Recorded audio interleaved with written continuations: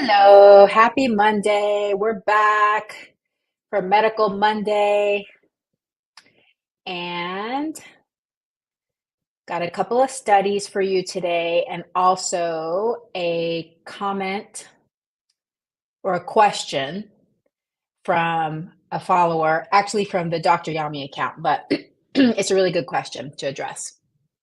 So before I get into the studies that I wanted to talk about today, a few things I wanted to tell you about if you don't already know. We have two great classes this week. One of them is on Thursday, a lecture that I'm going to be giving, the science of body size. It's this Thursday at 6 p.m. in the studio. So tickets are on sale now for that. And then if you're a member of the studio, that's included in your membership. If not, then it's a pretty low cost for this 1 hour lecture. You'll get some really good understanding of why body size is so complex and steps that you can take to just reach weight stability in a healthy, sustainable way. So I think that's going to be a really good and fun lecture. And then Elizabeth Garcia is going to be teaching another cooking class on Saturday. We want to keep these going. They've been really well attended and very informative, and students are loving them.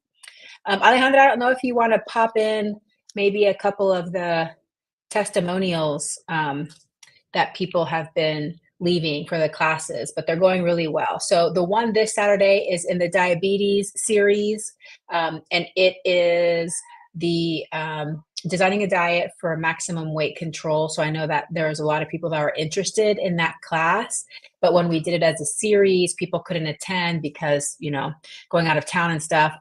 So it's a single class. So if you're interested in this topic, then definitely attend, bring your friends, let people know so that we can get a nice size class. These classes are educational, but they also include a cooking demo, and you get to taste all of the food, and it is amazing. It's so delicious. The recipes are simple, but they're actually mind-blowing delicious whenever you consider how easy they are to make. So I would highly recommend the class, and that's this Saturday at noon in the studio. Also, we are selling memberships and packages for the studio. The membership includes all of the regularly scheduled yoga classes and usually includes my lectures as well. And then you get a 20% discount on any special workshop. So if you are a member of the studio, you can get the Saturday cooking class 20% off, which is a great deal.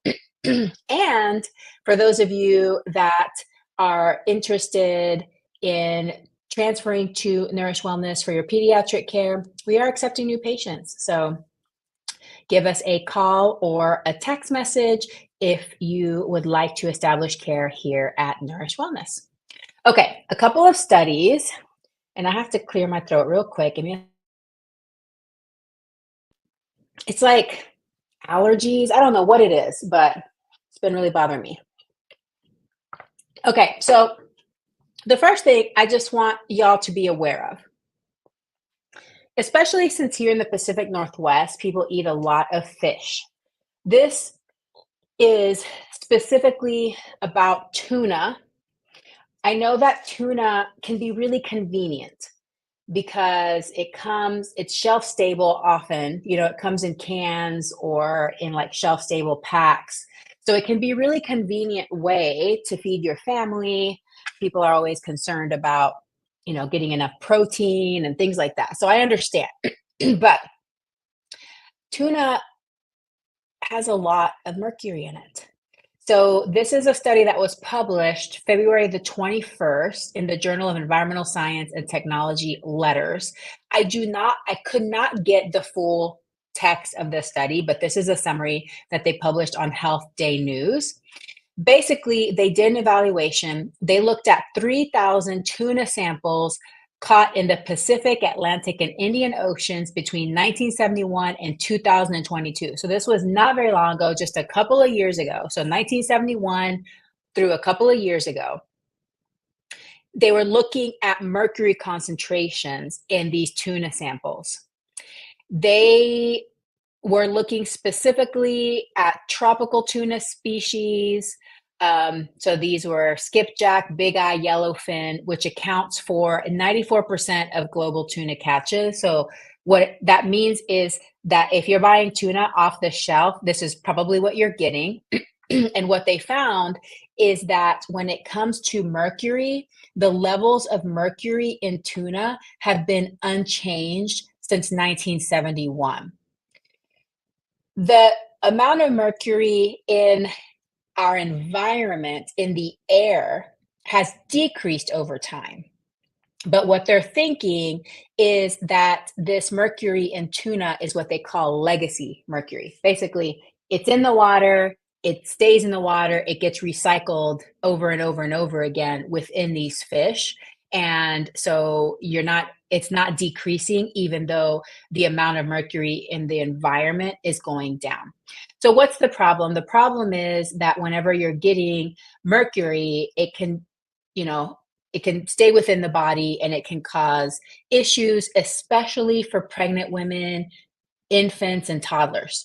So, really, you want to be avoiding tuna, especially if you're pregnant and especially in young children. And if you are going to be eating tuna, I probably would keep it super low, not to do it frequently.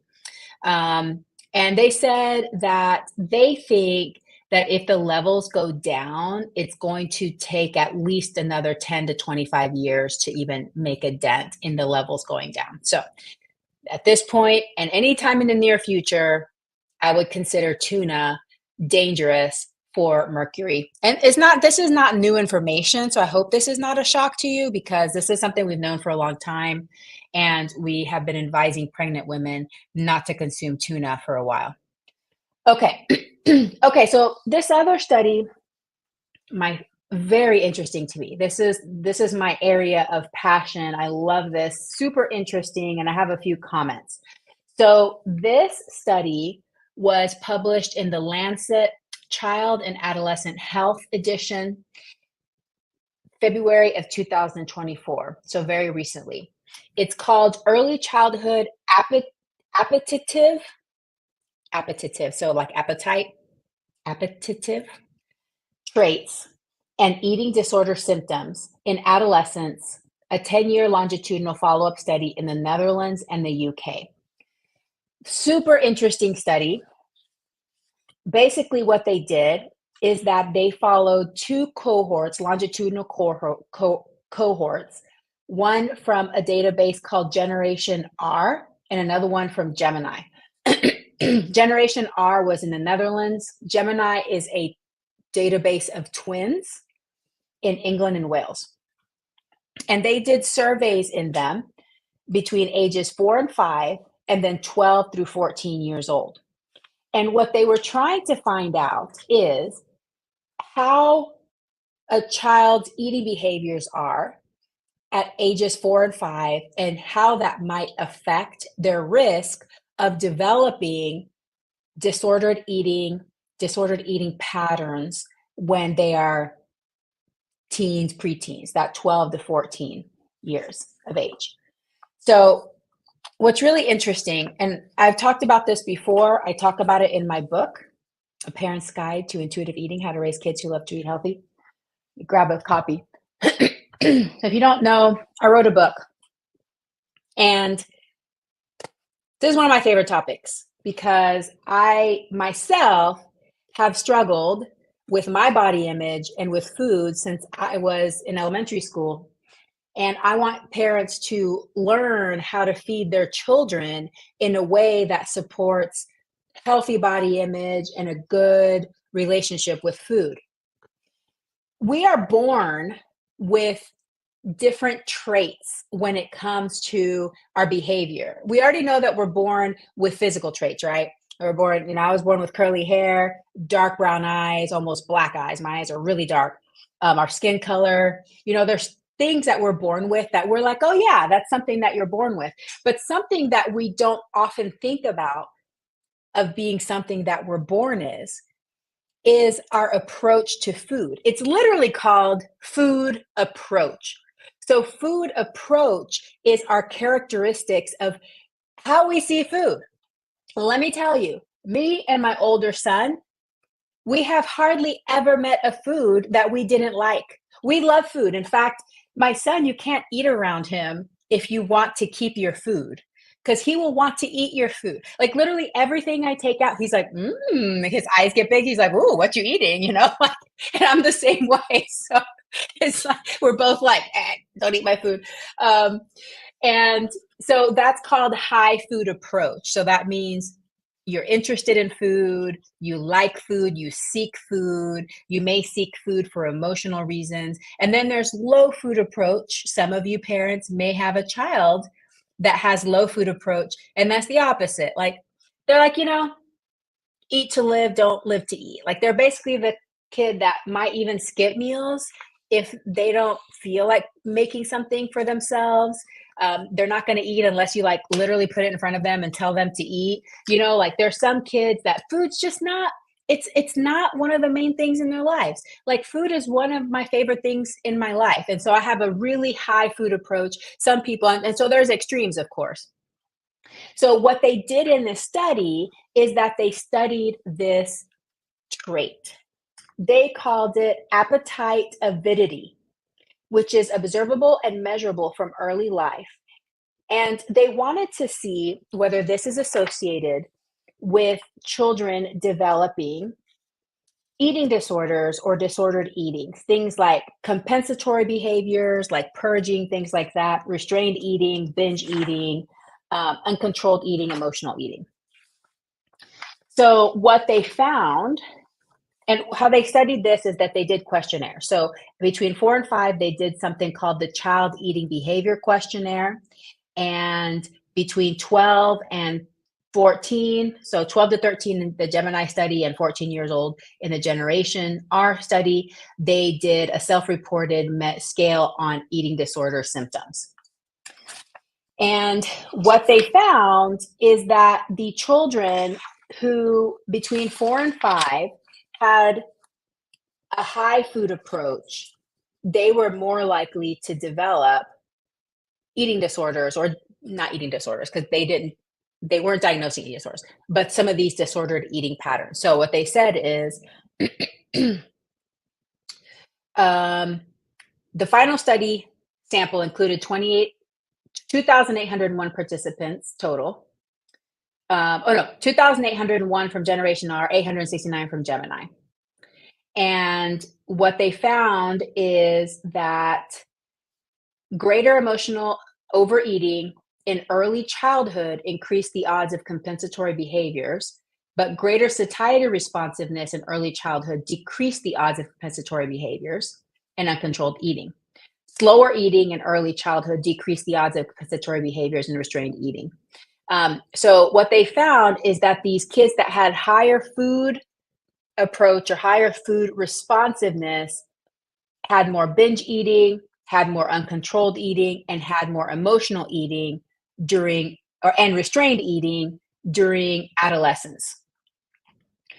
Their conclusions were basically that this is a genetic trait that increases the risk of having those things when you're an adolescent.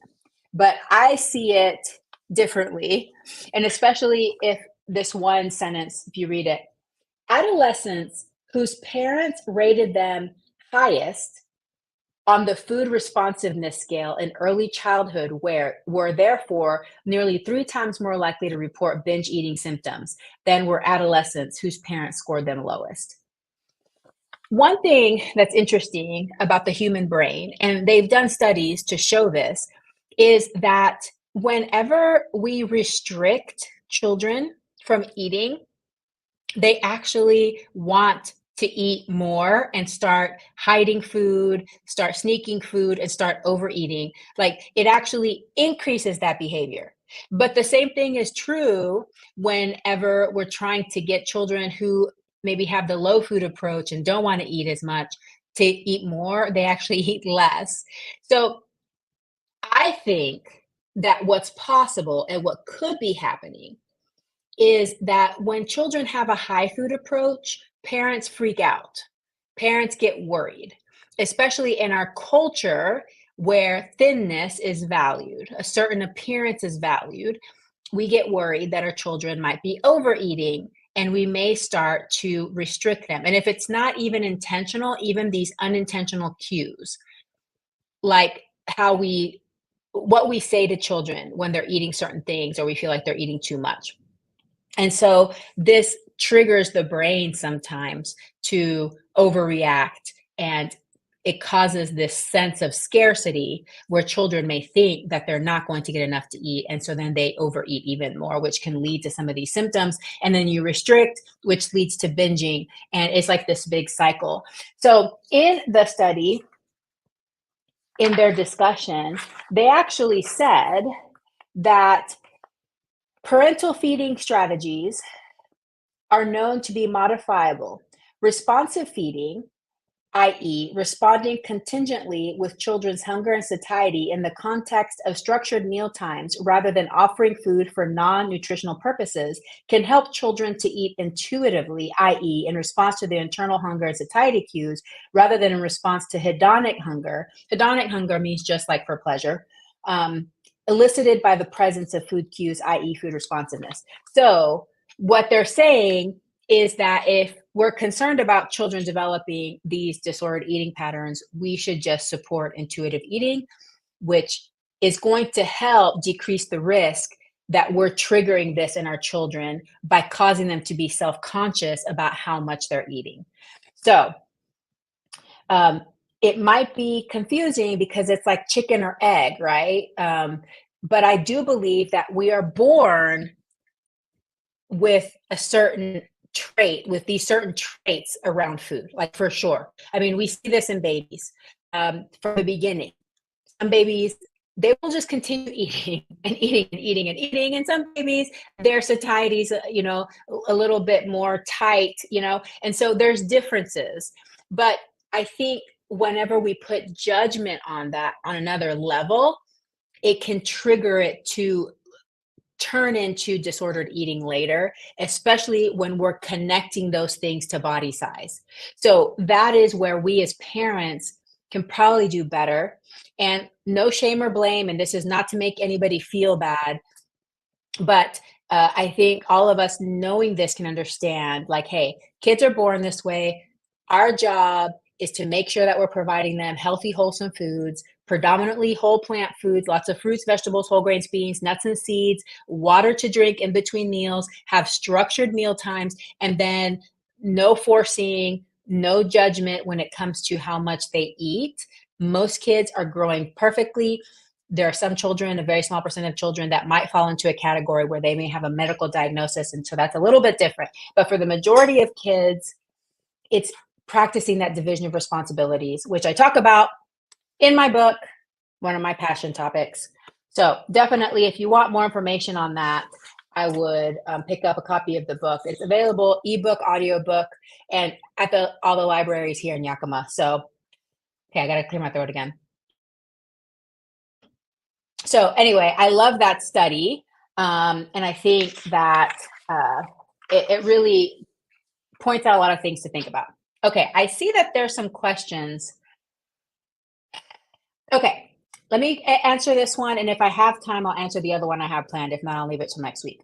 So video 1000 Nights says, what do you suggest for itchy, dry skin with unknown reason on top of foot and shins? Also, Eucerin skin, I'm assuming calming lotion, okay? Yes. Okay, it sounds like eczema. So I would definitely go see your child's provider so that they can look at it and diagnose it, because it sounds like eczema. Eczema in this area, I don't know if you live around here. We live in a high desert, very dry here. Eczema is super common. So the keystone of treatment and prevention of eczema is going to be moisturization. Not all kids respond to every moisturizer the same, so you may have to try different things. Even some kids respond to Crisco, Crisco vegetable shortening. Eucerin, you either want to use a heavy cream like Eucerin or Cetaphil, or generics are fine, or a ointment like Aquaphor or Vaseline. And then the most important thing is to apply generously and frequently. Also, there's some kids that they're being triggered by other things. So that's why I would recommend that you're being cared for by a medical provider, because sometimes we need to prescribe topical steroids. But the most important thing is to prevent it with moisturization. So that was a great question. Let me see if there's any questions over on Instagram. Okay, I don't see any there. Okay, so let me, so I have about 9 minutes. So if you have any more questions, definitely post them in the comments. I'm happy to answer. But I thought this one was good because it goes along with this study that I just talked about. So this is from Ann_so it goes, and this is from my at Dr. Yami account, at the Dr. Yami account on Instagram. Question. I have always let my child eat intuitively. We have never had any food restrictions. My child has always had free access to all foods. Therefore, things like snacks and candy were never a big deal, and she might have 1 or 2 processed snacks a day. This worked well, and for many years, my child chose to eat in a balanced way that we felt good about. We rarely commented on her food choices. Well, recently, a child that has no access to snacks, and they put parentheses processed snack foods, started coming into our house. She will easily consume 7 to 10 snacks in 2 hours. My daughter started doing the same thing to keep her friend company. I would be happy to cook a meal they could eat, but she wants to eat snacks.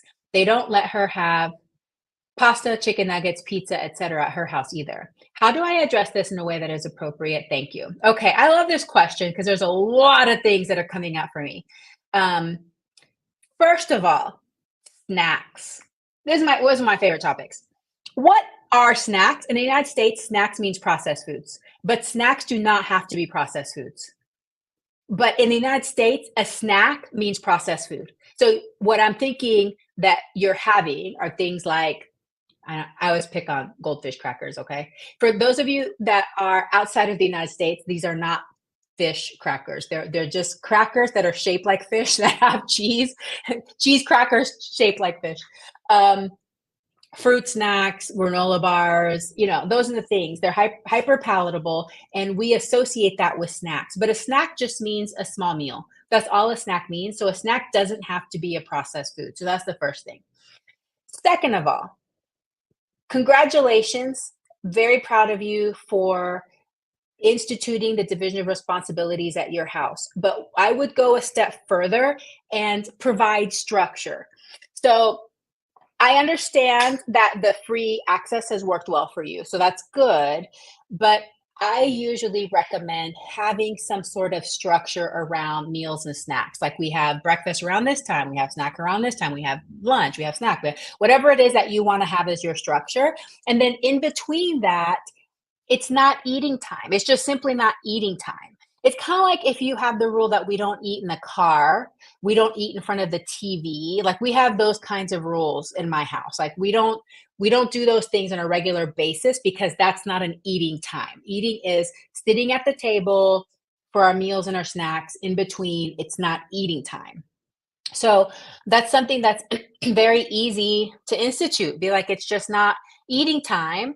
If you girls want a snack, we're having snack in whatever, 30 minutes, and I'll bring you a snack. You bring them what the snack is, then they can choose to eat that or not. And maybe that's not comfortable for you because that's not what you've done in the past. So, maybe you don't want to change everything up, but that's one way to approach it. And like I said, snack can be anything. Snack can be anything. It could be cut up fruit. It can be, veggies. It can be leftover soup from last night. It could be rice and beans. Snack doesn't have to be goldfish crackers and fruit snacks, that kind of thing. The other way to approach it is knowing that you've established an amazing foundation and your child is a good intuitive eater and is in touch with her body. And she may have some different habits when she's around that friend, but likely when her friend isn't there, she's going to forget about it. And that's not going to be her habit. And so maybe not stress out too much about it when the friend is there. But if it were my house, I would not be comfortable with kids going in and out of my pantry, grabbing whatever food. But that's just the way I've always have it in my house. I mean, that's just not it's not something that we do. If there's going to be kids over, I'll provide some food, bring it out to them, but I'm not gonna have kids rummaging around in my fridge and my pantry, but I'm kind of protective about that. I just don't want people in my kitchen going through all my stuff. So that's just me, and you can have whatever rule is comfortable for you. But when it comes to your daughter, I'm not worried that this is going to be something that becomes her new habit because it's not what has been happening in your house. But like I said, kudos. It sounds like you're doing a good job. And as kids grow up and they get exposure to more people and more ways of doing things, let's just have to take a deep breath and be like, okay, we've established a good foundation. We've had some good habits, and what's going to happen is going to happen. And we just do the best we can, and then just try to have them come back to that intuitive eating when we're with them. And we can encourage them to continue doing that. So, excellent question. Thank you so much. And underscore, so it goes. I love that question. Let me know if you think that that was helpful. And let me see if there's any other questions. Anybody on Instagram has any questions? Doesn't look like it. Alejandra, do you see anything else that's come up? No. Okay. All right. So that's about it for today. I hope that was helpful. Next week, let's see. I already planned out what I'm going to do next week. I'm trying to do this ahead of time, so I'm not scrambling at the last minute. I will be addressing another question from a follower, and then I'm going to be talking about allergies and fruit and veggie exposure and asthma, some interesting studies that have come out about that. So look forward to next Monday. I will see you next Monday at 1:30 p.m. Pacific time, and we will have some fun talking about some more studies and answering questions. So thank you very much for your attention, and I hope that you have a very plantastic day.